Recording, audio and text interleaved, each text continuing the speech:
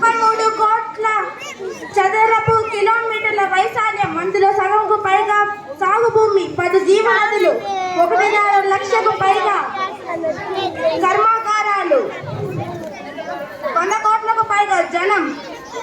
ఇవన్నీ ఉండి దేశపు ఆర్థిక స్థానంలో 49వ స్థానం,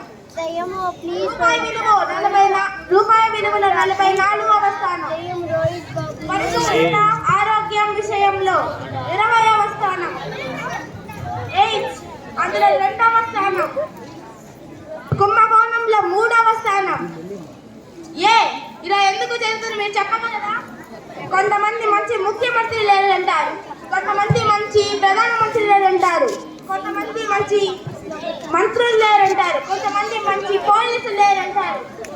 మీరందరూ మంచి మంచి మంచి అంటుంటే మీరు చెప్పగలరా ఎంతమంది మంచి పౌరులుగా ఉంటున్నారు?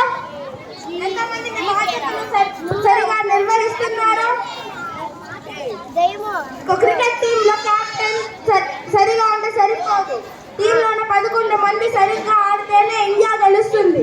అందులో ఒక్కడు సరిగ్గా ఆడకపోయినా మీకు ఎంత కోపం వస్తుంది? 100 కోట్ల మంది జనం కలిస్తేనే ఇండియా. ముఖ్యమంత్రులు, ప్రధానమంత్రి, మంత్రులు, పోలీసులు, మీరు, నేను అందరం ఒంటరి వాళ్ళమే. ఎవరి బాధ్యత వారు సరిగా నిర్వహిస్తేనే ఈ దేశం ఇండియా బాగుపడుతుంది. జై హింద్.